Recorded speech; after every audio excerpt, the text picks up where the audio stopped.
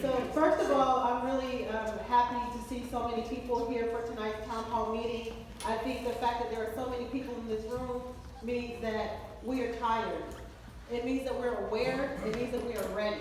And so I just want to first take an opportunity to acknowledge all of the people that are here, because in order for us to be the community that we want to see, in order for us to be the country that we want to see, it takes times like this. It takes bringing us together.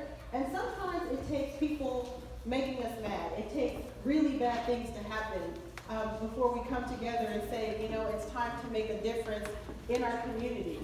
And so in order for that to happen, we need leaders in our community. So I want to take an opportunity right now. First of all, I want to thank Barbara Sasso for doing this, but I want to recognize a couple of people in the room because they are taking the next step in leadership to help represent the community. So today we have School Board Trustee Dan Ariola here with us. Dan is also running for Tracy City Council. We have Simran Kaur with us. She is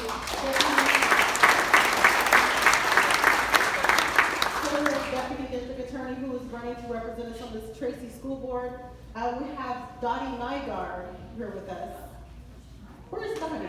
Is she outside? Okay. Well, Dottie's outside, but many of you have heard about Dottie. Dottie is running for Tracy City Council. She's a registered nurse and previously was a candidate for Congress.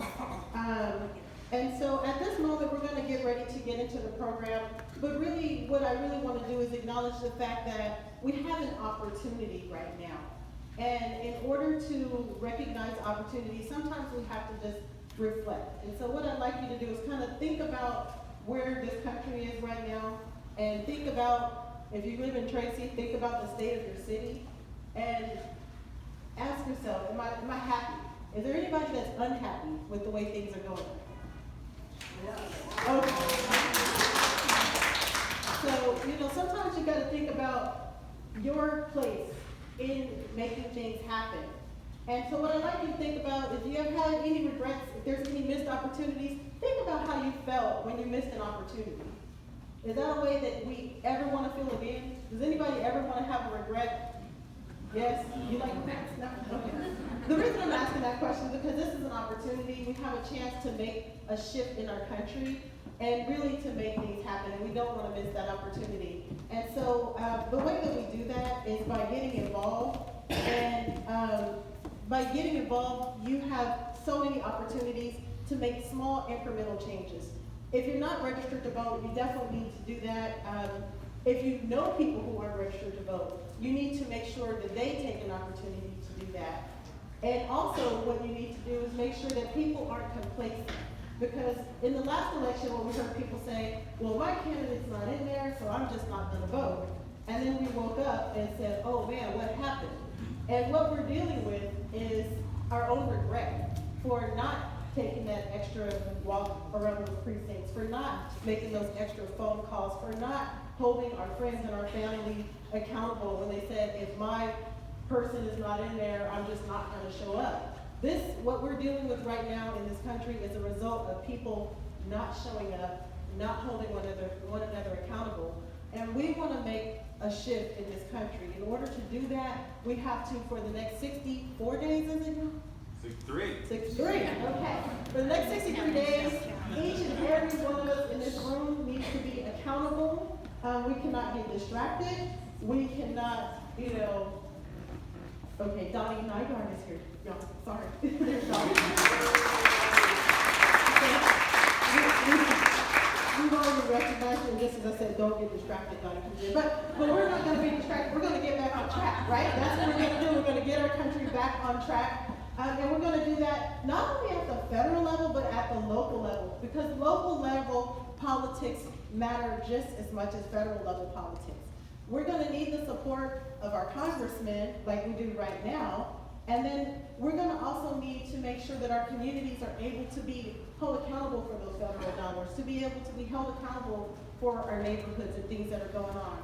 And so I'm really I'm happy to see so many people here because I know that the people in this room are going to be part of this movement. We're going to make shift happen, okay? And that is what I want you to remember that. Every day, think about any little thing that you can do to make a small shift in the movement towards changing this country so that never again do we have to wake up to, disrespect for veterans, disrespect for different races, disrespect for people who come from other countries, threats to our health care. We want to be able to wake up and know that we have leaders that we can trust to represent us, that when we make a call, that they answer that call. And that can only happen if we are there for them right now, making sure that we're knocking those doors. Every vote matters, every dollar matters, every precinct matters, and so it's really important that we do that because we're going to want those leaders when they get there to make shift happen once they're in office so that this country is better. We're really having an opportunity, we really have an opportunity to be part of history, and I don't mean like, okay, this is going to be the first woman president. What I mean is you're going to take our country back, and this is going to be historic because I think that a lot of us, at least in my lifetime, I'm only 45, this is the worst it's ever been. And because it's trickling down to the local level. And so we need leaders at all levels. We definitely need leaders at the federal level. And so I just really hope that you all, just really take note of the fact that we only have 63 days left. And that we need each and every one of us to get involved and to really hold one another accountable. And that we cannot be distracted, and we don't want to have any regrets when this is all said and done. So, is everybody on board with that?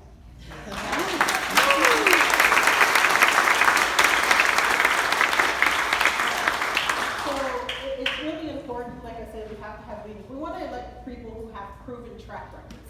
That's what it's all about. The people that I introduced you to today, they have proven track records. The person I'm going to introduce you to next is a proven leader who's been making things happen for us, who's been making movements happen, who's been working in our state assembly, making sure that we have gender equity, making sure that there's dignity rights for people who, are terminally ill and maybe they want to make their own decisions on when they want to move on to the next life as opposed to having other people make those decisions for us. Been fighting for our water, recognizing that here in the Valley we have an education gap and has been working to fighting to bring us a local college, a public college, so that the students here in Tracy, where we only have 23% of college graduates, that we can actually have a higher level of educated workforce. So maybe we can get people off of the freeways because we can have local jobs. So those are the kind of leaders we want. People who we know will fight for us. People who we know will make shift happen. So I'm going to introduce to you our next speaker, Assemblymember Susan Eggman, who's been making things happen since 2012 in our assembly.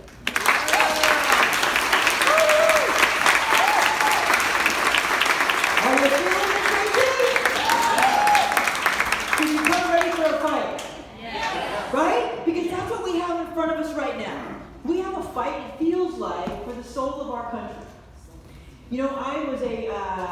I had a nice life before I got into politics. I was a social worker, people liked me, I was kind, all those things. One of my stops, though, was I worked in hospice, so I was a hospice social worker. And one of the things I found over and over again is going into people's homes at the time of their death, A, is an incredible privilege. And B, it really makes you reflect on what is important to people. Nobody's saying at the end of their life, I wish I made more money. I wish I worked more. I wish I was famous. People are saying, I hope my life had some meaning. I hope at the end of my life, when I'm gone, right, and we're all going to go, we'll all take that final step off. How will people remember me?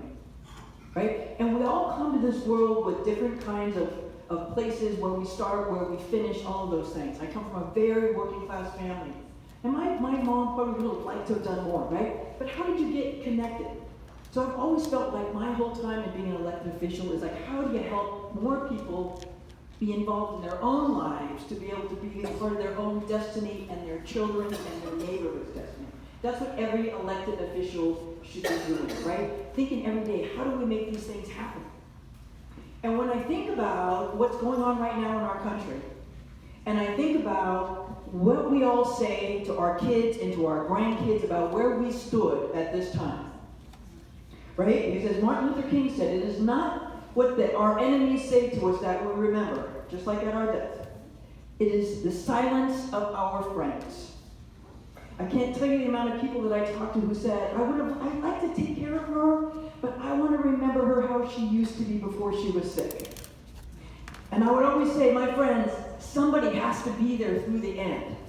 And it's not always pretty, but as human beings, if we don't stand up for each other in our darkest days, how do we expect to celebrate with each other in our brightest days?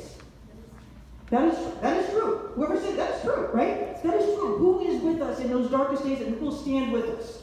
And I think that's the question that everybody came here tonight because you feel it in your soul. You feel it in your gut. When we see what's happening right now in our country, we are embarrassed. We are embarrassed by the rhetoric. We are embarrassed by the way we're talking about other countries, about other people, about other human beings. And we're saying we've got to do something.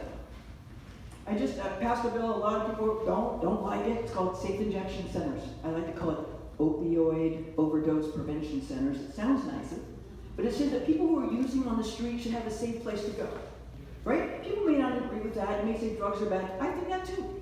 But the point is we have people using on our streets, overdosing on our streets, and leaving needles. So where do we stand? And when we think about everybody who makes up our society, it's not Susan A. It's not the mayor. It's not the president. It is every one of you who contribute to the fabric, to the structure of our society. It is the homeless. It is the person using. It is the people we walk by every day and think, I don't want to look, but I see you there. And you go home at night and you think, what did I do? What am I doing to make it better? And I think that's why every single one of you are out here today. Because you've looked at yourself and you say, what am I doing right now? How do I explain what's happening later? Because I think we're at a point right now, for anybody who says, I wish I was alive during the 60s, I would have been a part of the revolution. We have a new one right now. We have a new one.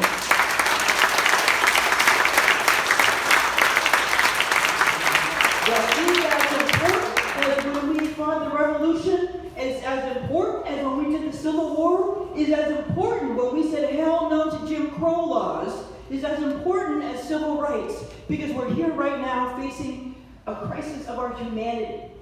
And that's what we must address. And I think that's what everybody in this room is here tonight to do, to say we want to stand for our humanity and our values as we understand them.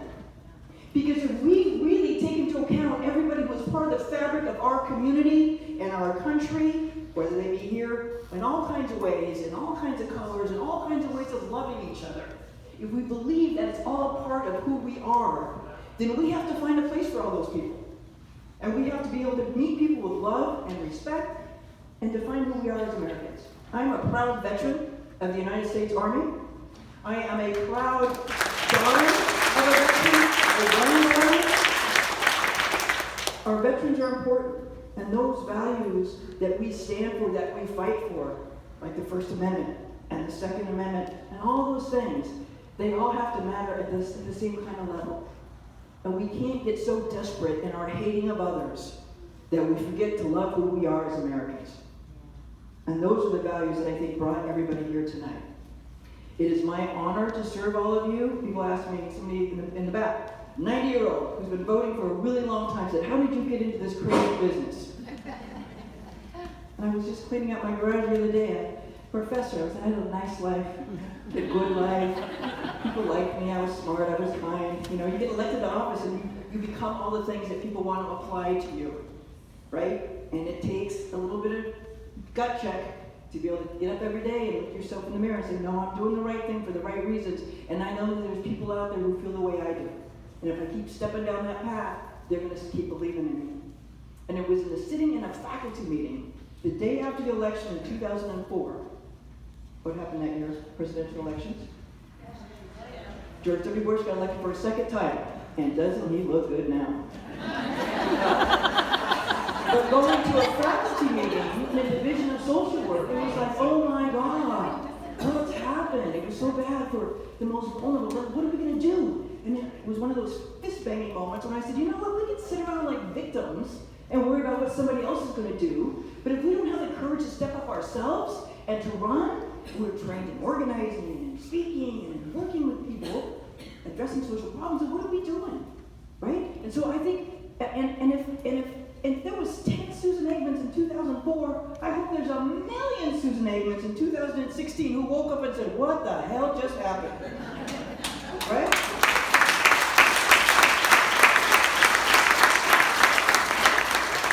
But what we have right now, right in front of us, it has never been more clear, it has never been more defined, we have the ability to flip the house.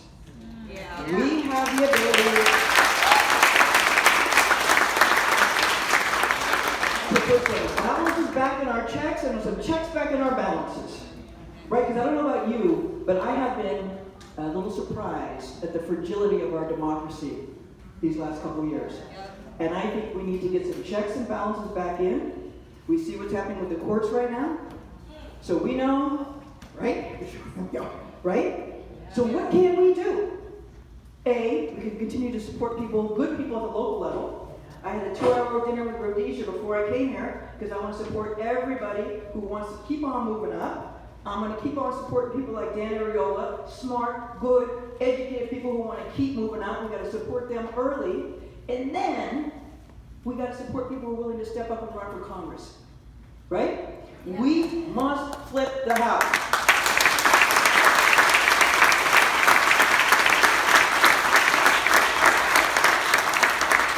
Now we have two senators, both in the U.S. are both good Democrats, and so we can't do a lot there, right? We've done our part for there. If you have money to fly somewhere else and help somebody, I'm loving Beto O'Rourke in Texas right now, right?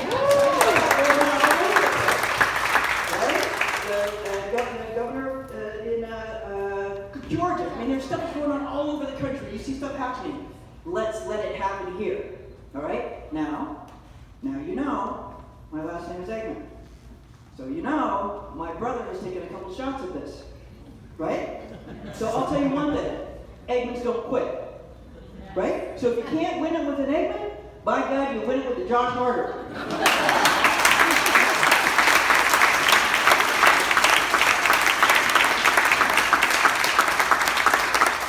But the point is, you win it. And you win it by getting out, you win it by talking to your neighbors, you win it by putting up signs, by making phone calls, whatever you can do to send Josh Harder to Congress. Right? You need somebody who's going to show up, who's going to care about our issues about water, who comes from Turlock, just like me. Turlock High. Ooh, was a hub, right? And again, they see some things can't be done. They see the Denham can't be beat. I'll tell you, I ran for Stockton City Council in 2006. There had never been an out gay person from Portland, Oregon to Los Angeles down in the central part of our 3 states, all the way up to Washington. But you know what? You can't be afraid. And you can't lie about who you are. You can't lie about your politics. And if people don't want to vote you, that's their business. But you got to show up and you got to be yourself and you got to stand up and you got to stand for people. Because what I found is if you stand for people, people will stand with you.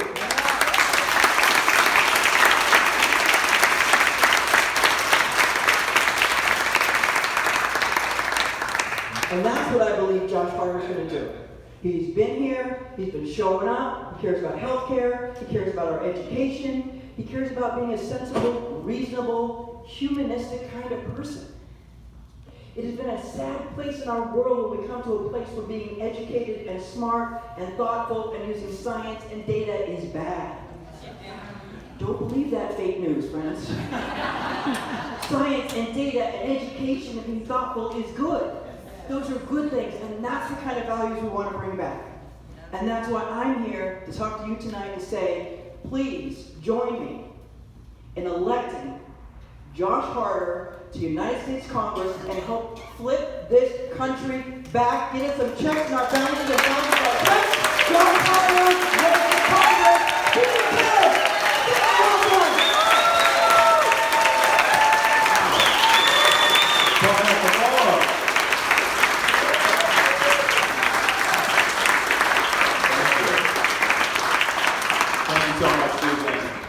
we got some leaders right here in Tracy, Rhodesia, Susan, who have set an example of integrity, public service, of focusing first and foremost on the needs of their community. That's an example I want to follow. So let's give it up for these wonderful women who are working part of this team to represent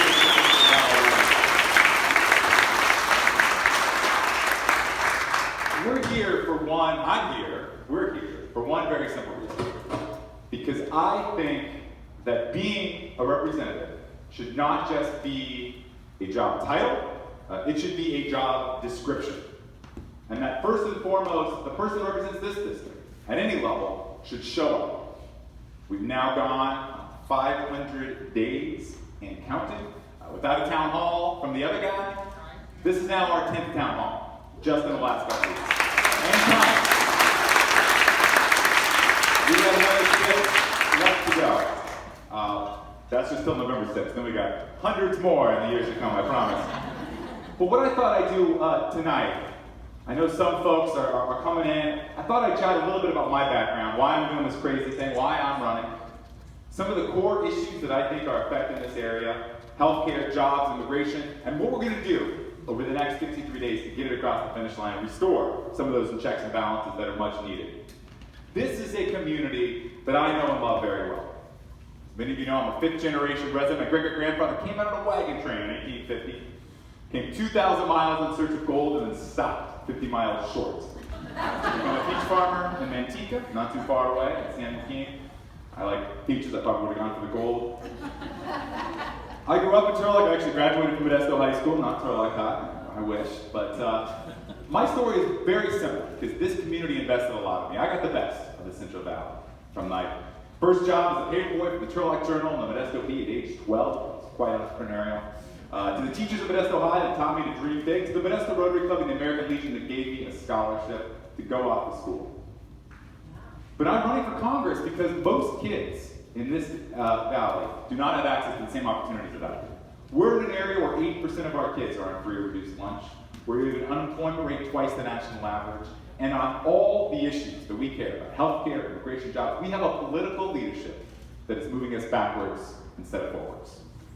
And there is no issue where it is more personal and more critical and more apparent than healthcare. We're a district where nearly 50% of us are on Medicaid. 50%. And a congressman who voted on May 4th, 2017, 2 days after his last town hall, where he voted to repeal the Affordable Care Act. It's a very personal issue for me. As many of you know, my younger brother David was born 10 weeks premature. Spent 2 years of his life in and out of the hospital. Couldn't even hold my baby brother. He was less than 2 pounds when he was first born because he had all these tubes coming out of him in the intensive care unit. He spent 2 years in and out, and the last time he came out, he had a health care bill that was 104 pages long. 104 pages. And luckily, we had the insurance to take care of it, and I was healthy. One of our best campaign volunteers knocking on doors today in Turlock, which is what we need to do. But because of our congressman's vote, my brother would be without insurance until he's 65 and on Medicare. There's 100,000 of us in the exact same boat right here in this community. 100,000 people. That's what's at stake in this election. And it's not just healthcare. We are in a district where the economic and social fabric is based on immigration. You got to be blind driving through the Central Valley to not see that that's who we are as people. And yet, and by the way, I like these stories. I see them every single day. I have somebody on our campaign that's working 2 part-time jobs. She's a student at Modesto Junior College. She wants to grow up and be a pharmacist, work, live, get ahead, live that American dream. And yet she was carried over the border when she was 3 months old. Her DACA protection expired last October. She could get a knock on her door any day of the week telling her she's no longer welcome in our community. Every vote there's been for a Clean Dream Act, the guy in our district has voted no. Every single time. And it's not just that. He actually went to one of these heartbreaking child detention centers where they're separating kids from their parents at the border. He liked it so much he said he would send his own kids there. It's true. He said it. Go look it up. That's what we're fighting for. That's what's at stake for this election. Our values as Americans. And it's not just those contrast issues, healthcare, immigration. We got to think bigger. We got to think a positive vision. What can the Central Valley become? An area that has been left behind and ignored for far too long. I think all the time about some of the peach canners that used to dot our landscape. Tri-Valley growers, big one on the desk. We used to have 10,000 jobs produced, 50% of the canned peaches in all of America. Any American that has served a canned peach in their school lunch, chances are it came from us. That cannery today has less than 2,000 jobs in peak season. 80% of those jobs already automated and outsourced. And it's going bankrupt. We're losing the remainder of those jobs in this community. The forces of automation and globalization are real. We see them here just as much as we see them in West Virginia or Ohio or all the rest of the country. The question is, what are we going to do about it? And we have two very stark, very simple options, folks. Number one, we can lie to people. We can tell them these problems are caused by immigrants coming and taking their jobs. That maybe if we start trade wars with China that just throw farmers in our valley under the bus, maybe that will fix it. Or we can tell them that maybe trickle-down economics will work for the first time ever. Never has before. That was the tax bill we got last year. That's not right. I don't think anybody in this room, I don't think anybody in our district believes that that's the right sort of thing that's going to push us forward. Instead, we have got to think about investing in us, investing in the education, investing in the infrastructure, investing in the water storage that's necessary in a district like this. Just think about two very simple examples. One, there are programs that are already working. I was at a high school a couple weeks ago that takes 100 kids at risk of dropping out. Teaches those kids how to install solar panels, drive a forklift, operate a robot in a manufacturing environment. In a community where 84% of our adults don't have a college degree, that program graduates kids, and they get a job the day after graduation at $20 an hour. It's a program that works. And yet part of that program, and those types of programs, are federally funded, and are getting zeroed out in the same Trump budget that makes room for more tax cuts. That's what's at stake in this election. The same is true on water. This all goes back to economic opportunity. How are we going to build a thriving Central Valley? The biggest threat to water is political. It's the fact that we have people that are trying to build the tunnels that are going to ship water from Northern California down to Southern California. Guess what? There was a vote in Congress just a couple weeks ago to fast-track the Delta tunnels. Our congressman voted yes, after taking tens of thousands of dollars from folks that would profit from that vote down in Southern California. That's what's at stake in this election. Healthcare, immigration, jobs, and economic opportunity. That's what we're fighting for. But no matter what issue you care about, we can talk about all of them. The only way that we make progress in this world is very simple. We've got to win some elections. Yes. That's what we got to do.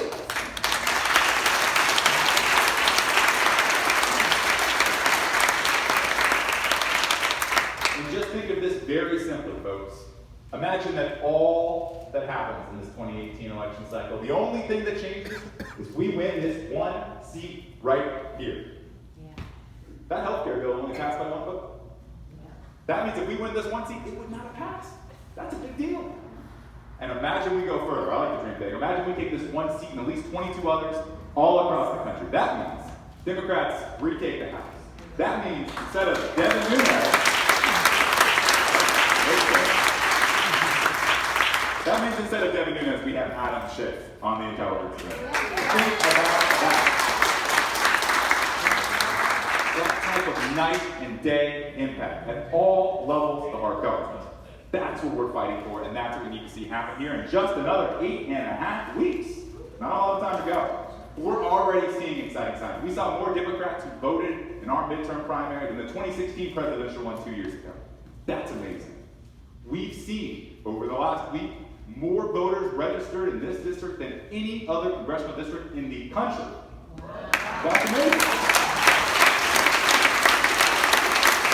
That's what we're seeing. And that's what it's going to take.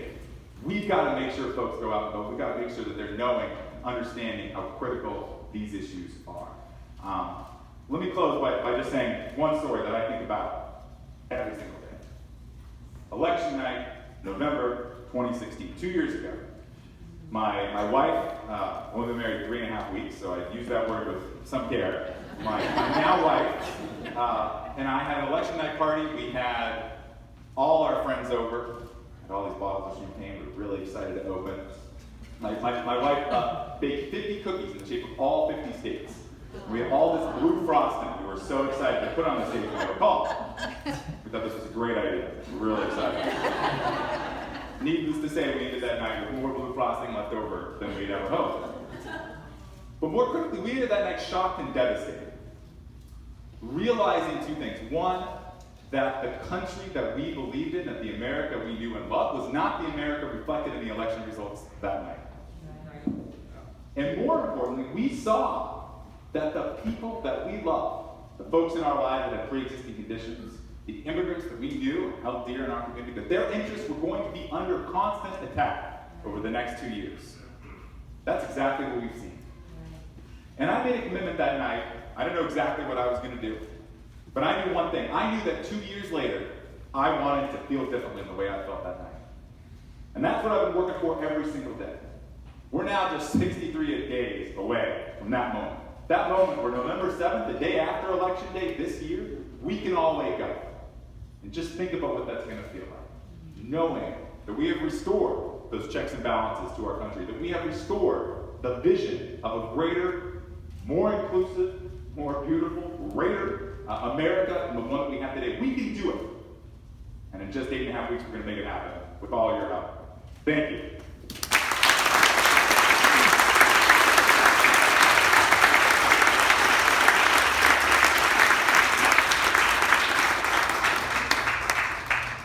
With that, I think we should open it up for some questions. I think we should talk to some folks. We have a list people wrote down. Raise your hand, or I can read from these, whatever you want to do. Let's have an open conversation about what we want to do. Maybe we'll start. Yes, ma'am. Will there be a town hall between you and Jeff Dennis? We're asking. I think Jeff Denham doesn't want to show up in this community because he's afraid of facing his constituents. He's afraid of facing the actual record that he made. Remember, the event he had a year and a half ago. Anybody there in Geneva? Anybody go drive all the way there? A couple folks? All right, good. What you all heard that night was a member of Congress who stood up in front of you and said he would vote against that bill, and then 2 days later he voted for it. He hasn't had a public appearance in this district since then. 500 days and counting. We've invited him to all 16 town halls we're having in the last 16 weeks of the campaign. I don't see him yet. We're still waiting. He's agreed to an editorial board with the Modesto League. No audience. So far, he hasn't agreed to any debate where it's really open to the public. Univision has offered him, not partisan affiliates, right? But a 40% Latino district. He has rejected a debate appearance by Univision. He's rejected, or I don't think he's accepted. I don't know if he's fully rejected an invitation by the League of Women Voters. I think that shows somebody who is frankly ashamed of a record, and frankly ashamed and knows that his record is so indefensible he doesn't even want to go through the motions of defending it. That doesn't matter. We still have an opportunity to make sure we got to do it. I'm going to do it on my own. I'm going to go out and talk to every single person in this district because we got to do it. We got to make sure that every single person that goes to the polls in another 8.5 weeks is thinking about the people in their life that are going to be affected by that vote. And that's what we're still working towards. Thank you.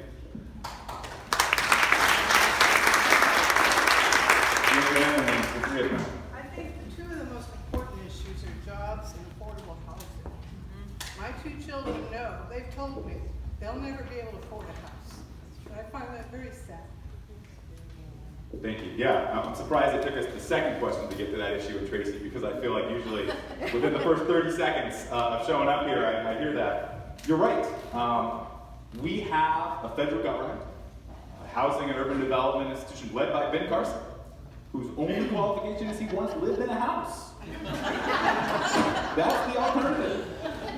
We have a real affordable housing happening here in California. 60% of our district get the property tax deduction. That shows you how expensive, even in an area like this, how expensive our housing is. And look at the city of Tracy, right? Think about 20 years ago what the population of Tracy looks like, and think about what it looks like now. That leads to more housing going up. What are we going to do about it? Well, first and foremost, we've got to protect the money that already exists. The solution to affordable housing is very simple. More affordable housing. There are programs at the federal level, that subsidized programs that actually build projects that are unbelievably effective. Oh, thank you. All right, I'm going to come through with these afterwards. That's a big deal. Right now, the Republicans have an initiative to kill the housing and urban development department entirely, completely. They don't think there's a housing problem left anymore. No need for a department. that would be crippling. What that would do is it would mean there's no federal assistance for homeowners whatsoever. The second thing we need to do, we got to stop that. We got to make sure that the more money is available at the federal level to make sure that we can be building more affordable housing in communities that are really necessary. Second, we should be looking at things like the property tax deduction, which was eliminated. That helped so many people afford a house all through our district. 60% of people took it. That affected everyone.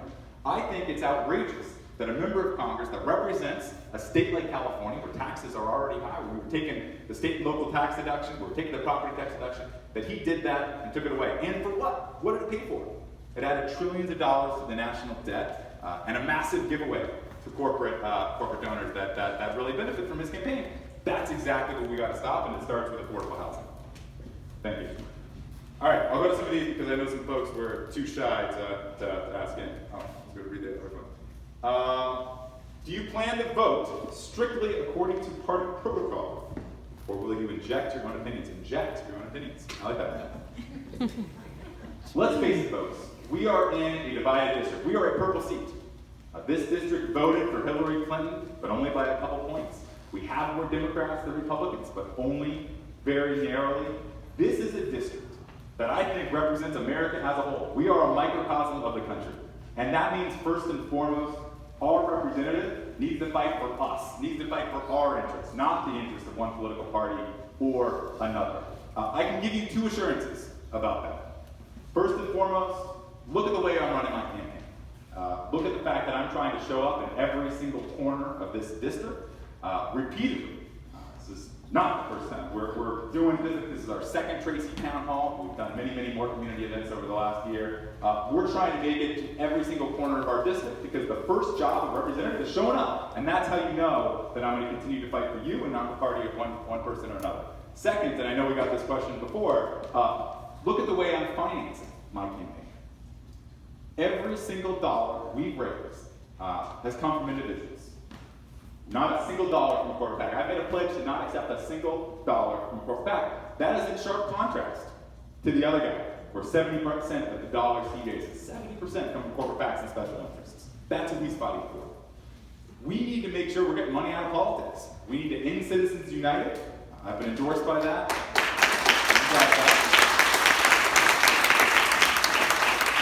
I think that's one of the worst things that's happened in our politics. One of the worst Supreme Court decisions that's happened over the last 20 years is that decision, because allowing unfettered corporate money into our politics corrupts and erodes the democratic institutions that we have, and it leads to political outcomes, like a member of a district like us voting for a tax bill that hurt so many people. It leads to somebody in a district like this one with 50% Medicaid coverage voting for a bill that would have left 100,000 people off of health insurance. That's why we got to make sure. You may not agree with everything I ever do, but you will know one thing. I am doing it because I believe it's in the best interest of this district, regardless of party line.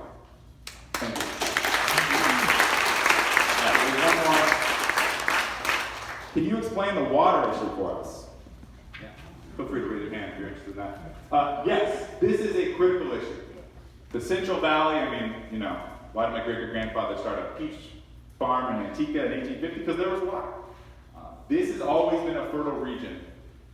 The Central Valley wouldn't exist without the water we have today, and it won't exist in another 150, 200 years if we don't do a good job of stewarding the water resources that we already have. There are two threats to water in the Central Valley. One is political. That's the biggest one. We have a couple of political threats. We have a state water board that's cutting down, taking away allocations. 40% cut in water allocation. That's a big deal. That's going to lead to thousands of jobs, billions of dollars of revenue bonds.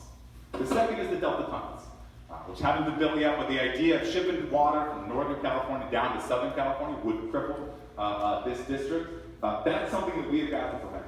We have a member of Congress that says the right thing, just like he says the right thing on immigration, just like he says the right thing on health care, at least the one thing he's ever said on health care in the last 2 years. But then goes back to Washington and votes his party line after taking campaign contributions for it. We got to make sure that we're doing every single thing possible to fight for our political fair share of water, because that's the only way our valley's going to survive. And this, by the way, should be a bipartisan issue.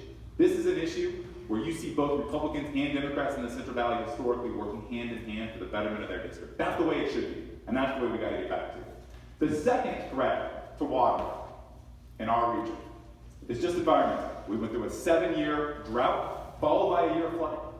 Modesto downtown completely flooded. Part of that is due to the exacerbating effects of climate change, which Jeff Dems denies is even happening. We got to make sure that we are providing water security for the next 100, 200 years of the Central Valley's future. We do that by making sure that we're working hard to recharge groundwater in the Central Valley, right? Think of all the farms where we're losing inches, if not feet, because we're depleting some of the groundwater under there. We can use things like inland recharge and actually recharge some of those depleted aquifers. But we've got to work at it. We've got to actually put some elbow grease behind it. We've got to make sure we're moving toward being better stewards of water efficiency. When you think, I've spent some time in countries like Israel, where they're doing an awful lot to make sure that they're using every single drop of water as efficiently as possible. And we've got to build some more water storage. Things like the Sykes Reservoir. So instead of water coming down and flooding, we're actually storing that water. Think of Joseph in the time of the pharaohs, where we have time of plenty in our wet years. We got to make sure we're holding that and using it in the dry periods. That's what we're fighting for. Sure, you got that. But it starts with having an advocate that's gonna fight for us. Other questions? There's one right there. Josh? Oh, yes. I'm an undecided voter right now, and everyone has that one issue that makes or breaks which side they're going to vote for them. And for me, that's healthcare, because my dad's been diagnosed with an autoimmune disease, and after the Affordable Care Act passed, his premiums per month went from $20 to $800. I understand the good that the Affordable Care Act does for the country as a whole, but as for families like mine who are on the bubble of being hurt by it, how would you say that you're going to take care and pay for Medicare for all when both the Urban Institute and the Mercatus Institute say it's going to cost $32 trillion? Thank you for your question. Sorry to hear about your dad. This is a situation that is so critical to our entire race. We have a huge healthcare access problem in the Central Valley and a huge healthcare affordability problem in the Central Valley. And this is something that's actually gotten worse over the last year. If you look at what happened in the health exchange marketplaces last year, because of Republicans taking money away, reducing money that was going towards marketing the Obamacare exchanges, we saw premiums skyrocket in our district 24% year over year. Premium increases skyrocketing 24%. This year, now that the individual mandate is coming apart, now that it's not required that everybody comes into health insurance markets, we're going to see premiums skyrocket even further. We don't know exactly what they're going to be. They're going to come out next month. But so many people in our district, it was estimated that because of that healthcare vote that was passed May 4th, 2017, premiums for a family of 4 in our district would go up $3,200. $3,200. In a district like ours, where so many people live paycheck to paycheck, think about paying $3,200 more for your healthcare costs. We need to have, I think, a very clear long-term vision for where healthcare should go. For me, when I look at our healthcare system, I think the part of our healthcare system that works the best is Medicare. It has the lowest costs. It's cheaper to put a 65-year-old on Medicare to pay for their costs than a 64-year-old the year before, because it's so much more of an efficient program. It covers everybody. It's effective. We have higher patient satisfaction, better patient outcomes. That's the part of our system that we should be looking to expand. Because in a district like ours, where so many people are on Medicaid, where that is a problem that we get every single day, we got to make sure that every individual in the Central Valley has access to affordable, accessible health care. We do that, I think, by expanding parts of our healthcare system that are already the most productive. Thank you. All right. 1 to 2 more. All right. Great. How do you feel about Lawrence Livermore Lab proposing to increase the size of their bomb tests from 100 pounds at a time to 1,000 pounds a day at Site 300? Wow. Anybody want to up to this question? It's a big one. This is an issue that I see, and by the way, it's tagged in part with some of the things that are going on with the Superfund site, right? Which I think many of you know lies out here. We are seeing from Congress. You remember the days of Scott Pruitt and the Environmental Protection Agency not that long ago? an EPA administrator is more interested in redecorating his office than actually regulating the environment, actually making sure that areas like ours have clean and safe drinking water. And the person in charge of cleaning up the Superfund sites in the EPA is now somebody who used to be a lobbyist to not clean up Superfund sites. That is the definition of the fox guarding the hen house. That's what we got to prevent. We got to make sure that every single area, I think we should be much more aggressive at cleaning up Superfund sites. Because a site that maybe made more sense in 1950, when Tracy had 3 people and a dog, doesn't make sense with the area that we have now. The expansion of population that we've seen in Tracy.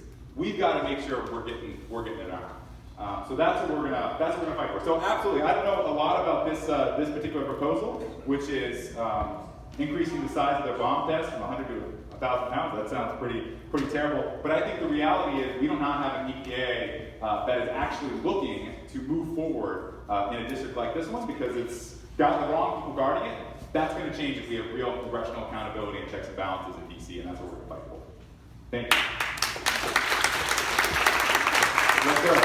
Maybe last. All right, we're done for one or a couple more. Yeah. Oh, yes, sir. Can we do this one and then? Oh, sure. No problem. Yeah. Yes, sir. We're all in the same direction, brother. Amen. Yes, I sir. believe that every single human being is born with a purpose. And we're here now trying to determine who's going to represent us in this district. We, a few years ago, elected a guy who sit in town hall meetings and every week said that he was going to support the issues of this district, that he would support medical, affordable health care, that he would support water, he would do all of these things. But when he went to Washington, something happened. And one of the things that, I played football for a long time. I got to play on 3 Super Bowl teams, so I know what it's like to go against a bullet. Nice. So it's easy to say sometimes in your life that when you play Lawrence Taylor or Howie Long, that when I go and play against them, I'm going to beat them up. And sometimes what happens is that when people go off to occupy their offices in Washington, D.C., or wherever they go, that they forget about the people who they made promises to because the forces that are in that place are so overwhelming that sometimes people are not brave enough to vote the conscience of the people that they represent. So I just have one question for you, because it's deep.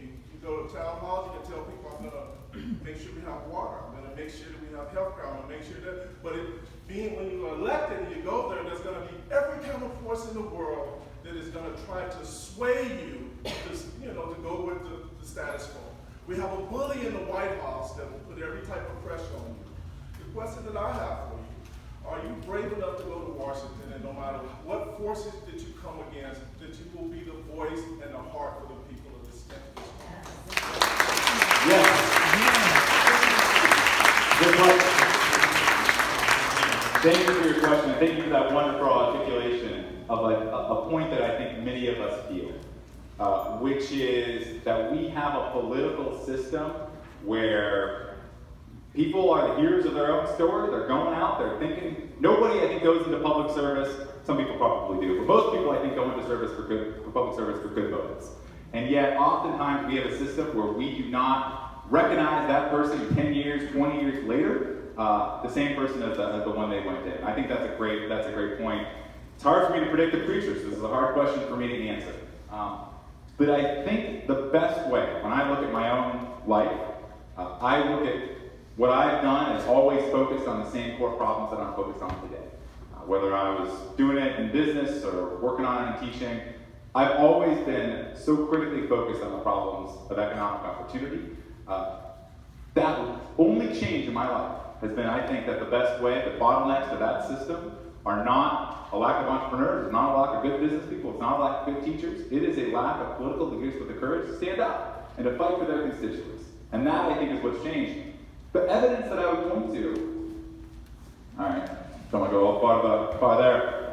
The evidence that I would point to is, again, how we're running our campaign. And I know this is tough because, we'll have to see how the next 10 years evolve. But I will say, and I've made this commitment loud and proud, that you will always see me in person at town halls all across this district, every single year, every single month, every single week, all across the district. And second, I will never accept money, like corporate PAC money, that I don't think pushes me to vote against the best interests of my district. That's what we're going to fight for. Those two are promises that you can take to the bank.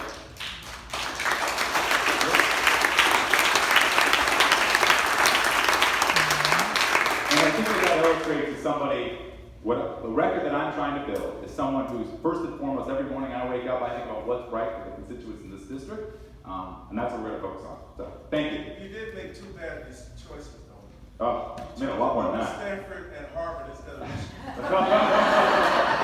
Our football team was a lot worse when I was there. I think we had a question. Yes, sir. A couple things, sir. First of all, I'd just like to say that I appreciate your overall attitude and the way you present yourself to people. I'm a Vietnam veteran, and to me, voting is extremely important. A lot of people that are young people in this, I don't see that many young people out there that help with that fight around here. But I can remember being a soldier, actually an airman. I was able to carry an M16 in my toolbox, 18 years old, couldn't vote, couldn't drink, could die for this country. Why couldn't I vote? I was told because, oh, you aren't able to make those decisions. You can kill somebody, have nightmares the rest of your life, nobody cares about that. So we can move on. So what I want to do is I want to make sure that the young people of this country wake them up. Because when I was that age, that's what we were pushing for. We thought, we're going to make the changes. We're not going to put up with this corporate. That's why guys like even when John Kerry came back, and even Robert Mueller, when these guys came back, they fought for things because they saw the real deal. So the punk ass who says he's got a votes for Dutching around and all this stuff. I'm not here to go into that idiot right there. But as far as this young man right here said about his father, I'm really sorry to hear that. But my brother's a veteran too, and he's dying of terminal cancer right now. And had it not been for Obamacare, he would have been dead a long time ago. So as bad as it sounds to you, what happened to you, how would you like to go in to see the doctor? The doctor tells you, wow, well, guess what? You've got multiple myeloma cancer, really bad. Bad news. Good news, we can't cure it, but we can treat it, we can work it. Okay, well, let me see your insurance. Well, my insurance doesn't cover that. Oh, wow, well, okay, sorry about that. Well, you got about 6 weeks to get your stuff together, thanks, Mr. Dory, then he walked out. My brother was devastated. So it just so happened it was on the cusp of when Obamacare was coming into play. Obamacare passed, then they had to go in and get him, then he got the treatment, and to this day he's still getting treatment. He's a shell of what he used to be, but he's still here. So as far as the cost goes, hell be damn the cost. The cost of our lives and what we do as citizens and people standing. My father was a World War II veteran, and he met my mom over in England during World War II. And they actually, when my sister was born in England before the end of the war, and my mom couldn't come back to this country, couldn't come to this country because she was from England. So my dad got here and he spent a whole year in this country before my mom could get to this country. And every year we used to have to fill out the forms, and my mom would say, take the post office, my registration card. She threatened my dad, hey, piss me off and I'll go back. They can deport me, So, but the thing is that as a nation, we are immigrants. We are who we are. We are people. We are people of color. We are people of strength, of abilities. And people like you are going to make it to the top and make it happen for us. God bless you. And you got plenty of votes.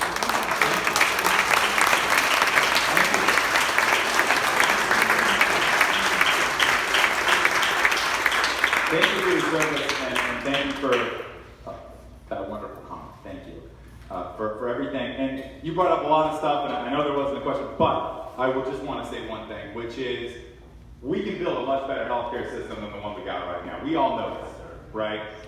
And we can do it cheaper, right? If we had everybody on Medicare who's, 64-year-olds all around 65, overall healthcare costs would go down. But we can also go so much further. Right now, it's not even possible for Medicare to negotiate prescription drug prices with pharmaceutical companies. That's outrageous. And we have somebody in this district a congressman who was voted for that after taking $130,000 odd from pharmaceutical companies. He's done that, and yet he's voted to continue to allow these unbelievably high healthcare costs, right? Think about any other part of our economy where a business comes up and says, hey, it's going to cost you $1 million to buy this truck. And you say, well, what if I, spend $5,000? They say, nope, you're going to pay $1 million. By the way, you're guaranteed. You got to actually do it. That's what we got to make happen. And that's why I think moving towards Medicare for All is the best healthcare system we can get in this district and across our country. The second thing, and I'll make this my last comment because I know getting the signal we got to cut it off. You mentioned what we can do to build young people in this district, and that is a core focus of mine. As you may notice, I'm a little young. This is something that we got to do a lot better job. When I said we registered more voters in the last week than any other congressional district in the entire nation, most of that was happening at Modesto Junior College, at Stan State. It was kids under the age of 25, right? Voter participation in 2016 in this district for under 25-year-olds was abysmal. It was like 10%. That's ridiculous. Think about all those folks, 90% of them not actually engaged in the political process. That is something that we've actually got to fix. We fix that through 2 ways. And that's why this is great. It sums up everything we're talking about. We fix that first and foremost by having a very clear, people don't vote because they don't think it matters. But the way we actually fix that is we make a very clear pitch so that every single person going to the polls on November 6th and a month before, because ballots are coming out in just 4 or 5 weeks, every single person going to the polls understands what's at stake in this election. That they go to the polls thinking about that individual in their life who would be kicked out of healthcare. That they go to the polls thinking about that dreamer that sits next to their kid in math class and what would happen to that. They go to the polls thinking about what we could build in the Central Valley to have a more inclusive, more opportune economy for all of us. And second, people vote when you ask them to. And that's my pitch to all of you. We have a very exciting opportunity in this district. We have over 3,000 volunteers engaged in the campaign. That's more people than have ever worked on a congressional campaign in this district in history. That's amazing. That's the silver lining of this entire era, is people are looking at what's happening in DC and they're saying, no, we got to fix it. We have got to get engaged. We got to get off the sidelines. We got to get into the arena. Obviously, that's my story. And that's the story of so many other people. If you are interested, if you believe some of the values that you share, if you believe you share with me, you like what you've heard tonight, please help us out. I believe every single person in this district wants universal health care, real immigration reform, more economic opportunity in the district. We got to make sure they know about it. We got to make sure they know the contrast on these issues. And that's what I'm asking for all of your help. If you're interested, come talk to me. I know we're going to get a talk to close it out from some of the other folks on our organization. Go to heartofthecongress.com/volunteer. Talk to Barbara right here, or some of the great work that Tracy Dems are doing. We are out knocking on doors 7 days a week. 63 days to go. We got to get it over the finish line. The future of our district, the future of our country depends on it. Thank you.